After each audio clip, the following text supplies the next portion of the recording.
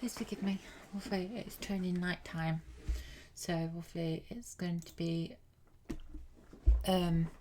me just using my light.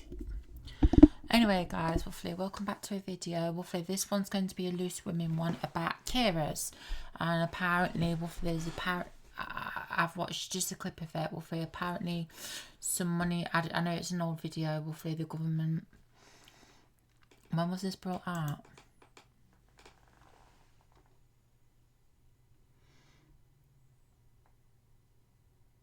A year ago, hopefully. Still not happened, most probably, but let's take a peek, hopefully, and I'll give my honest opinion.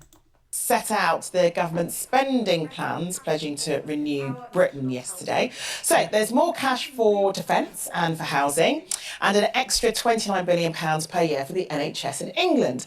Now they've said that £4 billion of that is for adult social care, but let me tell you what the true bill for carers. They think that the true bill is actually £184 billion per year.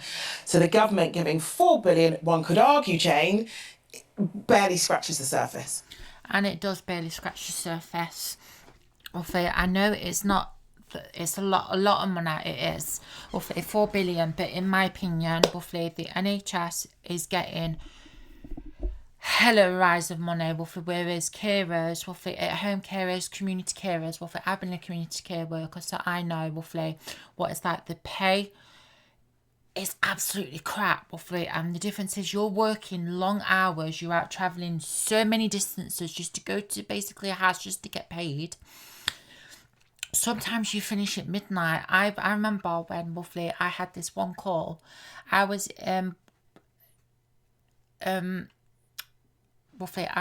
it was literally in my local town. I missed my last bus at midnight, because this call, I went to this call for the first time, and the problem is it was a 4-hour call, and I says I need to hurry up and get home, and the problem is, is the person that I've never been to their routine. I was trying to learn the routine, and I was also trying to basically catch my last bus. Sorry, that's my phone. But the thing is, I missed my last bus. I literally had to walk from that call town in the town, all the way back to where I lived. And you know what? It was hellish. And at the time, I had health problems. But the thing is, that's not that money is not going to cut the mustard. And the difference is there's still been no improvement, and pound to a penny, literally people are like, let's clap for carers. No mate, we don't want you clapping. We appreciate what you're trying to do, put by pocket, just like I appreciate these women talking about this subject. But the thing is, we need action. We need more people to start speaking up, and we need people to basically say, you know what, enough's enough, because what the government doesn't realise is one day they will get sick, and people, their family members might have to look after them. They might have to go in a care home, but there will be some type of care, or somebody caring for them, and they better hope they get someone nice, and to look after them, because this is one industry that is really underpaid, unappreciated, and a lot of people are mad about it. I know I am. Sorry. A complete drop in the ocean, isn't it? And yes. You know, the billions more to the NHS, we already pay more into the NHS than we've ever done in the history of this country. And that's what I've just said, is they're always asking for rises, where carers are on the sideline, and the difference is they're asking for help, but the thing is, these people, don't realise is, in community care work, if you don't want to work that one extra shift, companies will plummet your hours down just to teach you a lesson. It's like as well, if you speak up about something that's gone wrong, if they've got a family member that's working in it, you speak up about them, your hours are gone. It's happened to me, and it's happened to many carers that I've literally said, family members should not work in care companies because they think they're above and beyond anybody there. And believe it or not, the care company that is helping looking after my gran, there was a family member that was causing loads of troubles for carers and causing trouble in this very house. me and my mum spoke up, roughly the carers have spoke up, roughly, and you know what, they had their hours cut down, and that literally is a disgrace. And yes, it needs money, but we need reform before that. But that's a whole other, otherwise it just gets poured into this sort of black hole of inefficiency. But yeah, 4 billion for carers. Yeah, for unpaid carers, it's just nothing, is it really? And yeah, unpaid carers, roughly. Carers, unpaid and carers as well, roughly. Carers are being paid, roughly, but thing is, it's not enough to live in, roughly. Believe it or not, roughly. I'm an unpaid carer, roughly, and I've been unpaid for about 7 years, roughly. So yeah, that's saying something. Financially struggling, roughly. Even my mum, who is actually the paid carer, is financially struggling, because what people don't realise is medical equipment. My gran's got a air mattress which is run by electric, literally, so it's being pumped up, so that's always on 24/7. Then you've got the bed on 24/7. Then you have to charge the hoist battery, roughly, to make sure that's working. Then you've got the washer on 3-4 times a day, sometimes even 5. Then if it's raining, roughly, because the UK is quite a cold, wet country, roughly, we have to stick the tumble dryer on, so that's eating the electric. You have all this, then you literally have, roughly, as well, oh, excuse me. You have, roughly, as well, the fact, roughly, food, and that the price of food's gone up, roughly, and the problem is, roughly, is carers in the world are really badly unappreciated, and then this is I'm going to completely be honest about this. During COVID, you know, when roughly the government and that, they were like, let's clap for the NHS and let's clap for carers, and loads of people did it. I didn't. I was an at-home carer. And all me and my family, and most probably what other people were thinking was, we don't need you to clap for us. We need you to say, well, okay, we're going to donate this amount of money to help unpaid carers and carers to basically make a living, because we don't even get the actual national minimum wage. We get below it. And what people don't realise is, you know, I will admit I'm on universal credit. But the thing is, literally, if you're an unpaid carer like me, you are being forced to look for work while caring for someone. And I've even mentioned to him, I'm like, have you ever basically looked after somebody while trying to work at the same time? Physically and mentally exhausting. And the difference is, roughly, you are treated like dirt by family, you are treated by dirt like by the government. Roughly, you're overworked, unappreciated. Basically, when people clock out in community care, we don't clock out. This is our lives. But thing is, it's so badly screwed up, and the government have done it. They're the ones at fault, and the difference is they don't realise how mentally it basically hurts people, not having the right amount of money just to survive, to look after this person. This is why many people end up in care homes and people having to go in respites, because there is no off switch for carers. And the difference is, because there's no off switch, and there's not much help, because there's no communication. The communication through the NHS, through doctors, speech and language therapists, physiotherapists, like dietitians and stuff. There's no proper communication, between it all. It all gets screwed up, and then literally you do not know where you are. Believe it or not, we had to give my nonna a separate number, because we had old numbers of people that says that they were basically my nonna's social worker and stuff and that lot. And next minute the number's gone. That person's not working there anymore, so we didn't know where we were, and that art. And the difference is, me, as an unpaid carer, my doctor's really badly concerned about my mental health and my well-being, because one, I suffer with gender dysphoria. I also suffer with my mental illness due to being an at-home carer, because I'm basically dealing with physical and mental abuse from a lot of people, including the person I'm caring for. And literally, I've got to go on basically antidepressants, and there are people like carers that come to this house and family members. Mainly the carers see me how I react to, you know, like the abuse I'm getting, physical and mental. They've seen me literally bawl my eyes out. I never cry in front of my mum because I wouldn't give her that kind of power. But they don't realise, roughly, the impact that it's having on such a lot of people, roughly. And the difference is, roughly, I, as a person, as an at-home carer of 7 years, I know it's a lot of years, but I've also been a community care worker for over 17. I know I don't look it, roughly, but the thing is, I am. And that I am physically and mentally exhausted. And I know a lot of these women, roughly, have looked after family members. Let's hear what they've got to say. You know, unpaid carers in this country save the state an absolute fortune. And I've said this before. I've said this in previous videos. At-home carers save the government thousands of pounds, but yet roughly they can't spare a little bit to help roughly carers, but yet they're freaking wasting money on like that train system. I think it was called HS2 or something. They didn't even finish that project, but they invested millions in it.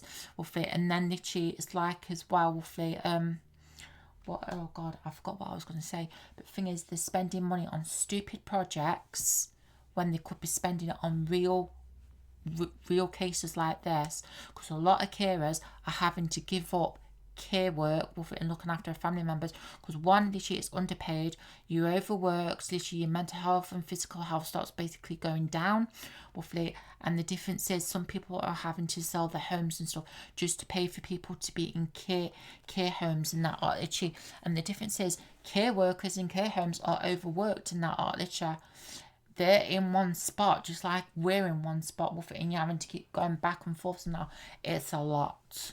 And you know, I swear my life's just family admin. Same. School forms, vet bills, parking. Hate advertisements, don't you? That's how my brain feels, overflowing. At least that's Mine under too. control. Pharmacy to you. Your family's health sorted in one place. it's all well and good, I suppose. A lot of people as adults make the decision that they want to be a carer. Some feel that they have. Nope, don't agree with that. Some people do make that choice, but it's not an actual choice. So I've always said it, Wolfie, even when I worked in care, Wolfie, sometimes you don't choose a career, it chooses you. I've always wanted to be a hairdresser. I'm technically classed as a half-qualified hairdresser. I've always wanted to pursue the rest of that career, but then literally my gran had a stroke, I looked after her. Then my mum had a stroke, Wolfie, and then literally there was so many problems. And I've even said this, even one of the carers, her name's Isabel, she looks after her husband. She's a carer, but she's also a community care worker. She's physically and mentally exhausted. But the thing is, she's even said it, she says she wanted to be an air hostess, but Wolfie, life chose her as a carer. You don't always choose it. Sometimes it chooses you. You have no choice sometimes. But the thing is, it's up to that family member, to look after them. Believe it or not, my mum chose to basically look after my gran. But the thing is, then she asked me, because Wolfie, I have a natural care inside. I always have and I always will. But the thing is she asked me, Wolfie, to look after my gran, Wolfie, and help her, Wolfie, so I would learn. I learned from real life experience, Wolfie, what it's like. Then I went into community care and that up. But the thing is, literally, it is more easy to look after a stranger than a family member. Maybe it's guilt, maybe it's because they genuinely want to do it. But the absolute scandal, I still think, of this country is that we still have child carers. Yeah, I've even said this in my new video, Wolfie. There are really, really young carers that are looking after family members like parents, brothers, sisters, helping actual parents look after people. You have someone like me who is 35, roughly, and looking after somebody. I'm unpaid, roughly, and the difference is, roughly, there's no physical help, roughly. I get money from the government, but that's just my money, roughly. But the difference is I don't get extra help for looking after a family member, roughly. Believe it or not, I don't get extra money, roughly, due to the fact, roughly, I'm basically mentally ill at the moment, and then my class is unwell, roughly. The difference is, roughly, this all corresponds all in one, roughly, in each category, roughly. You know, if that 4 billion is going to go anywhere, it needs to be specifically targeted at children who are having to care for a parent. Well, yeah. It should be for anyone caring for any unpaid carers, roughly. It should be any of them. Doesn't matter of age, roughly, because for one, you could be as young as basically 10 or even younger, helping a family member look after another family member. It's just the way it is, roughly. But the thing is, roughly, the government is doing absolutely nothing about it, roughly. Believe it or not, roughly, I'm always having a constant battle with the government, aka DWP, roughly, due to the fact, roughly, they want me to look for work. At the moment, I can't work, roughly, because one, physically and mentally, I'm exhausted. I'm also suffering from mental illness due to being an at-home carer, roughly. So I've worked and looked after somebody. It's physically draining to do both, roughly. Care work, looking after a family member is a full-time job, roughly, and a lot of people think that when you're an at-home carer, all you do is just sit on your arse all day, roughly. You're up and down, roughly. You're putting the washer on, you feed it, you preparing food, literally. Then you literally hoisting, you are basically changing pads, you are changing clothes, literally changing sheets, bedding, roughly. And that literally you having to basically, it's like me as well, roughly. I cut my grand's hair, I also dye her hair. It's these little things that make a big difference in a person's life that isn't appreciated, roughly, but yet the government will be like this, but won't do anything about it. And I'm also going to react to, roughly, an old video of Boris Johnson after this one. It's only about 40 minutes, but if I remember rightly, he really raised carers allowance by like 40p or something, roughly, a week, and it was absolutely disgusting. This was during COVID, but the thing is, this is why I'm making these videos, so there's more awareness out there. I mean, it's a situation that no child should have to go through, really. No, and nobody should be we doing hear that. time and time again about the impact that it has on young people, on their education, for example, their future prospects, for example. I mean, when my mum was ill, Yeah, like I says, I always wanted to be a hairdresser, roughly, and life got in the way, roughly. Instead, roughly, my career was chosen for me, basically, as an at-home, as a carer. Sometimes you don't choose career, it chooses you. gave a lot of responsibility for my siblings. I took a lot of that responsibility when I was 16, so I'd miss morning lessons in the morning so I could take them to school and to nursery. And I was doing parents' evenings, and I was doing a lot of the discipline, and I was helping with the cooking when I would come home from school, all of that stuff to sort of muck in and help within the family because we needed to, because there was no other help available. But for those when you're the only child in the house that's having to care for a mother or a father or siblings, you know, no child should have to really go through that, you know. Yeah, like me, roughly, I'm helping my mum look after my gran, but the difference is, roughly, I'm the only one. We do have other carers in the family, but the thing is, in this house, roughly, I'm the only child that can physically help, roughly, and the mental toll and the physical toll, roughly, it takes on you, roughly, because, roughly, you've got, you know, the main carer, roughly, who is frustrated with, aka my mum. She's frustrated with my gran because she's doing all these stupid silly things, roughly, and finding it funny, including hitting and everything. And yes, roughly, she's basically physically abused me. She knows what she's doing, roughly. So that's before any comments come, roughly, that, oh, maybe she doesn't know what she's doing. She does, roughly. She finds it funny. And the problem is, roughly, we've got family members where we're trying to make them become serious and basically understand the situation, and they're just laughing like it's just nothing. And believe it or not, I've even told my uncle and stuff, and that, literally, the fact, roughly, I'm an at-home carer, roughly, and that, and he's like, oh, you need to go and get a job, and that, literally. And the difference is, what do you think I'm doing 24/7? Roughly, I'm basically doing a job just like a community carer would, but my off switch isn't off. And this is where, roughly, a lot of people, roughly, end up mentally with a lot of mental illnesses. But then one could argue when it comes to adults and adult social care, Yeah. you know, some could argue that perhaps it should be a family's responsibility to look after, especially when it comes to elderly relatives, that it that families should do that. I know that your parents live next door to you. Yeah, and this is the thing, roughly, we have only two family members that were willing to look after my gran. That was my mum and my aunt, but my aunt's got roughly a lot of problems with her hands and stuff, so she can't physically do that. And the problem is, roughly, she wouldn't be able to handle my gran, roughly, because you have to be very stern with her, roughly, because she kicks, she hits, roughly, she literally screams. Normal screaming's just about here. She screams all the way up here like someone's trying to kill her.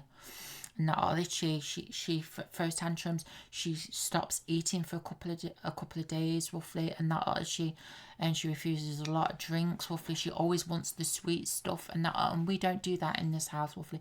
We pretty healthy-ish. Obviously, I have Coke and stuff because that's my little luxury.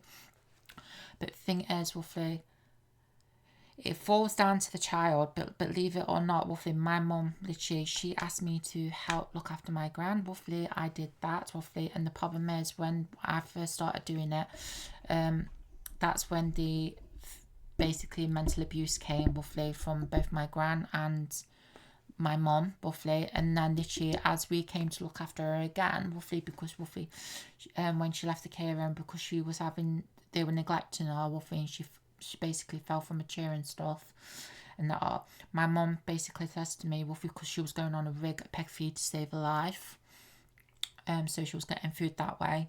She told me, roughly, things would be different, and that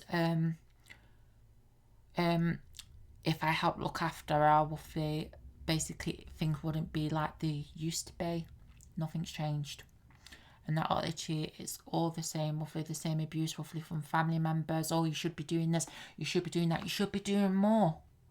Roughly, what more can you do as a person when it comes to care? Roughly, I'm doing everything, and that I'm doing the best to my ability, and yet, roughly, I'm overworked, unappreciated.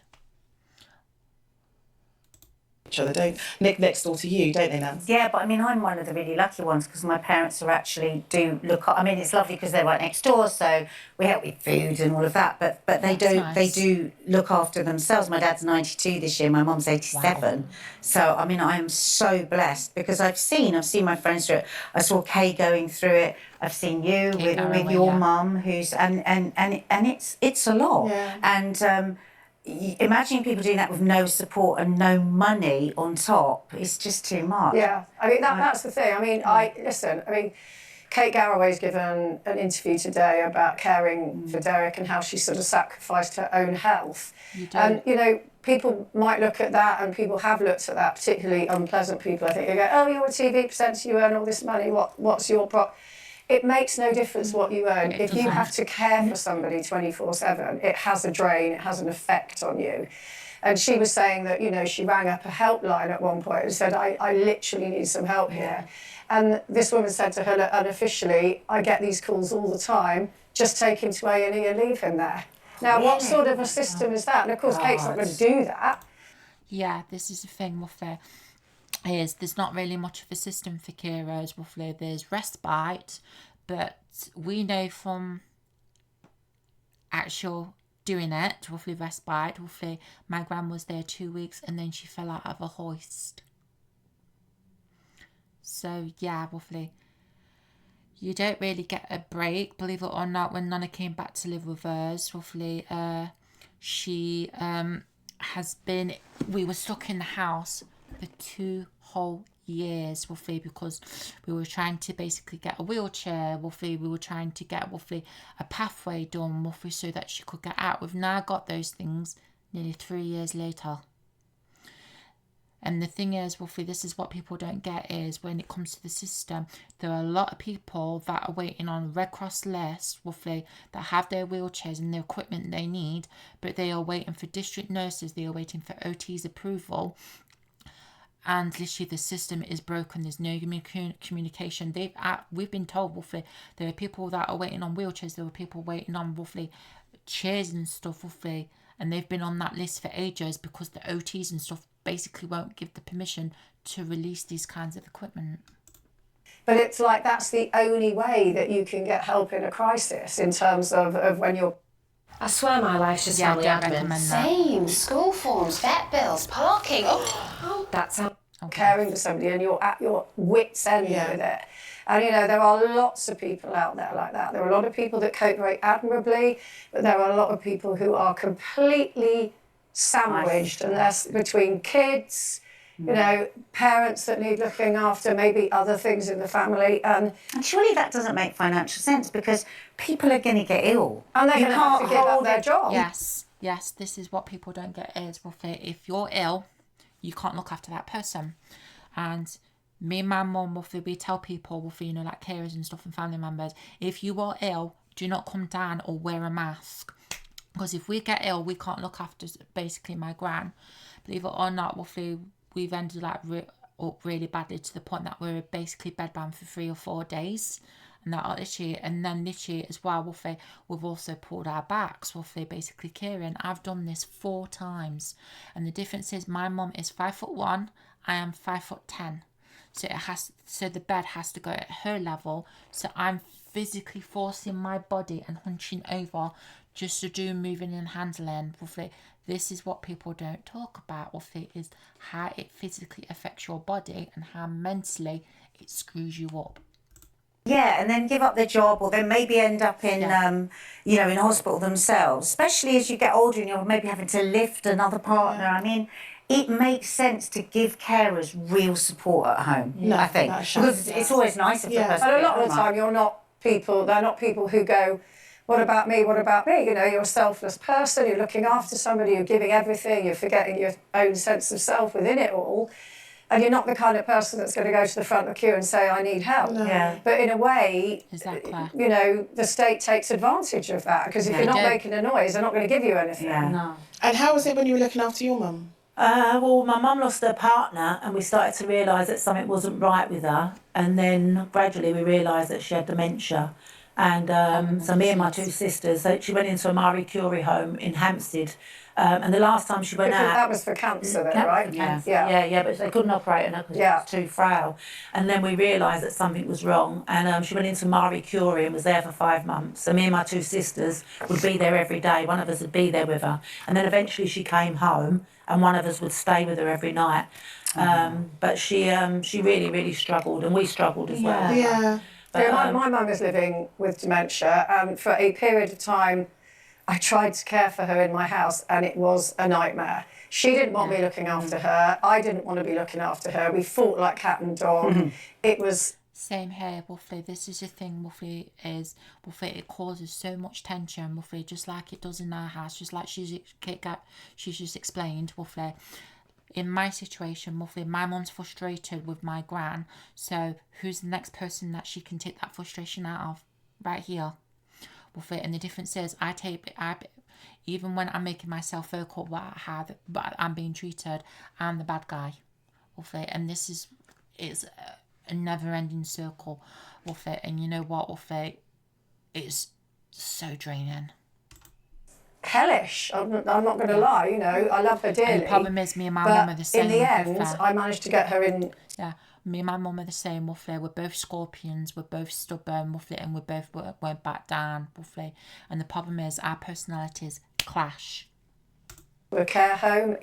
We're really lucky because my mother can self-fund because she had saved all her life. Not a lot of people can do that. And it means now I've been there. It's lovely. Yeah, you came with me, and I go every other day. And it means I can have a normal, well, as normal as you can do with somebody living with dementia, I have a normal relationship with her rather than me going, do this, do that, let me do this, let me do that, and her going, get off me. But you've had to very much put yourself down on the list. I know you would never say that. But a lot of people watching this would go, oh my God, how could you put your mother in a care home? Well, that was my decision, and I think... And sometimes people have no choice, in life to do things like this. You could be caring for somebody and then all of a sudden, because it's got too much, you have to put that person in a home. It's not selfish, You have to basically, I've always told people, you have to basically live care work yourself, and it being a home carer to completely understand, and this is what a lot of people just don't understand. If you're doing it home care, I totally feel for you, I'm going through it myself. it's Having what's met best your for mum, her. I think she would prefer to because you're both quite similar. But it's Yeah, what's same best for here. her, and it's what's best for me. Yeah. Yeah. quite I want, frankly, as well. I want to pick up on. Oh, sorry. I just want to pick on one thing that you said about self-funding, just because I was wondering. Not a lot of people think far enough ahead Exactly to what I what happens when I'm older if I get sick. Yeah. Nobody How thinks can I that. help lessen that burden on my family? How can I prepare for that? And I feel like not a lot of families do that. No, they don't. Well, I suppose it depends, doesn't it? Because if you have a job that isn't very well paid, so all your life you're spending what you earn, Yeah. then you're not going to be able to save. You know, not everybody can save. And those are the people that we need this money to be targeted towards because, you know, It's quite a not good that- thing to have a conversation ahead of time with siblings and stuff. It was lovely that you and your sisters all shared that, and like power of attorney for health. That's another thing I Yeah, didn't but know you anything also- about. That's a really good. You also have the power of attorney of the health and the financial side of it. Believe it or not, my uncle and auntie have the financial side of basically a power of attorney. Roughly, because me and my mum, roughly, we decided to do the care side of it.